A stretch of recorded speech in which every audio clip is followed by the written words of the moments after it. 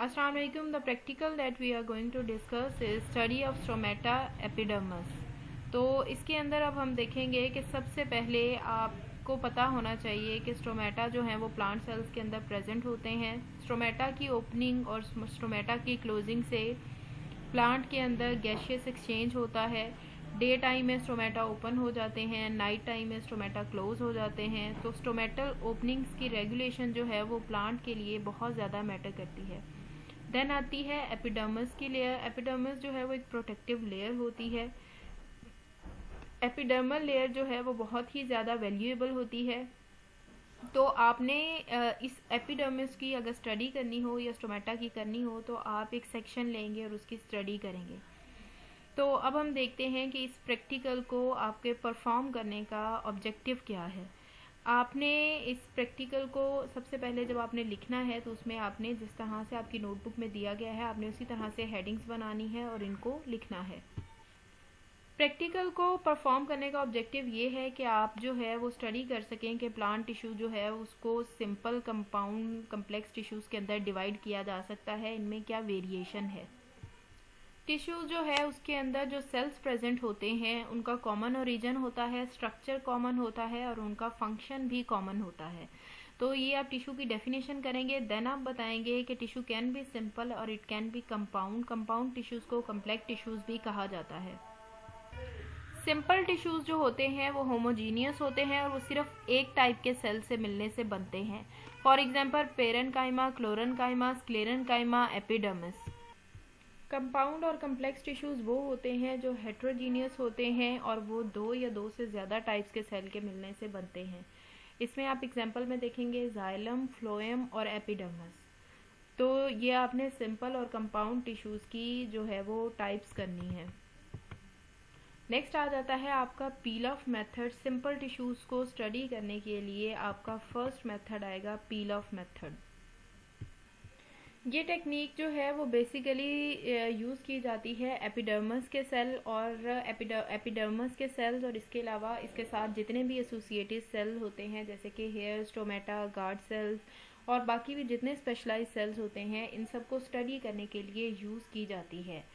Green leaves जिनके ऊपर से एपिडर्मिस जो है वो पील ऑफ की जाती है, जो है ज़्यादातर इस एक्सपेरिमेंट को परफॉर्म करने के लिए ग्रीन लीव्स के ऊपर से एपिडर्मिस को पील ऑफ किया जाता है।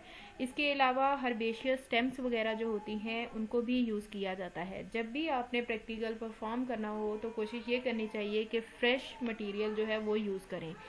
सबसे पहले आप उसको लैब के अंदर लेके आते हैं फ्रेश मटेरियल को, उसके बाद आप इसको वॉश करते हैं। नॉर्मली आप टैप वाटर यूज़ करते हैं लेकिन टैप वाटर से वॉश करने के बाद आप उसको थोड़ा सा डिस्टिल्ड वाटर के साथ भी वॉश आउट कर सकते हैं।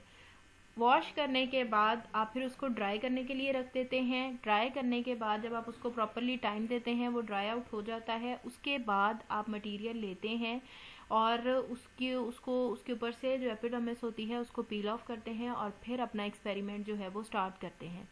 अब जब आपने एक्सपेरिमेंट करना होता है तो उसमें दो तरह की स्लाइड्स बनती हैं, एक होती है परमानेंट स्लाइड, एक होती है टेम्परेरी स्लाइड। परमानेंट स्लाइड का मतलब होता है कि जैसे अक्सर औकात आपने लैब में काम करते हुए देखा होगा कि आपको ऑलरेडी बनी बनाई स्लाइड्स पकड़ा दी जाती हैं और आप उसको माइक्रोस्कोप के अंडर स्टडी कर लेते हैं और देख लेते हैं कि उसके अंदर जो है वो सेल्स किस तरह के नज़र आ रहे हैं। एक तो ये मेथड होता है। दूसरा ये टेम्परेरी स्लाइड ये होती है कि जिसको आप उसी तरह से फ़ौरन से बनाते हैं, बना के आप उसको ऑब्जर्व करते हैं और फिर आप उसको डिस्कार्ड कर देते हैं।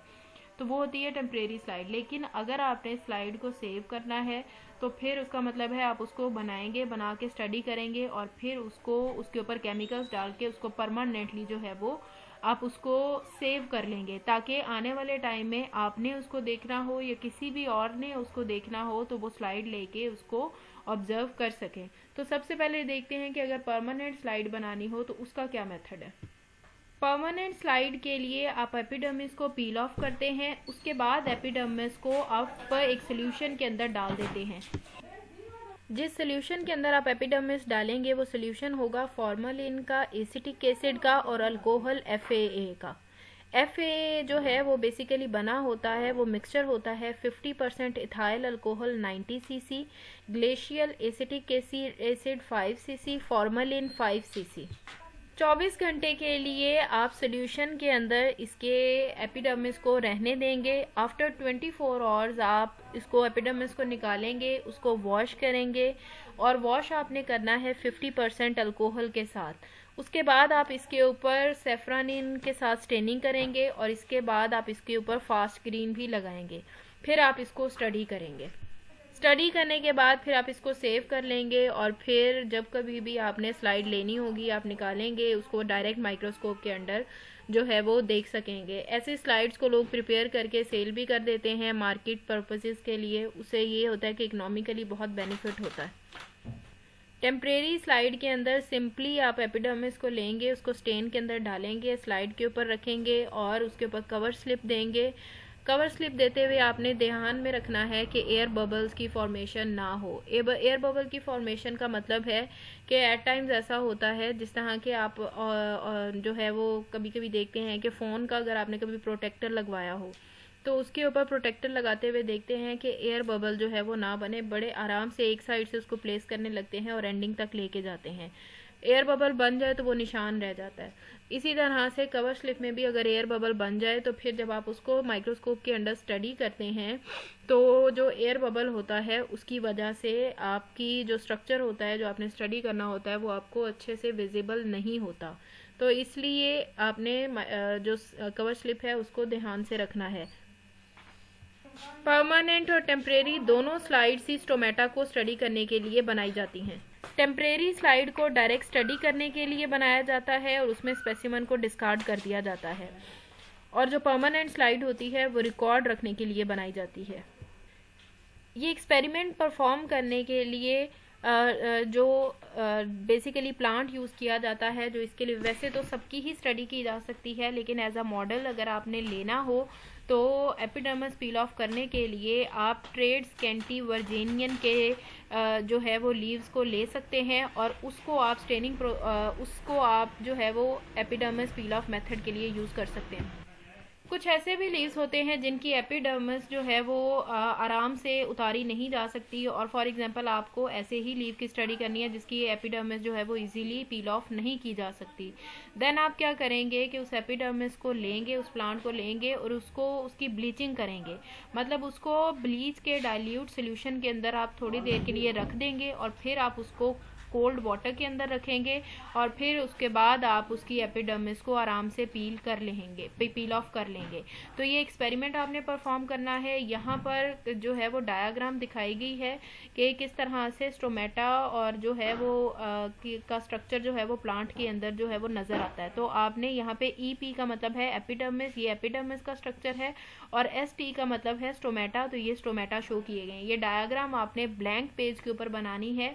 आपने जब प्रैक्टिकल नोटबुक लेनी है तो उसमें आपने इस तरह की नोटबुक लेनी है कि जिसके एक साइड पे लाइनिंग हो और एक साइड पे ब्लैंक पेज हो।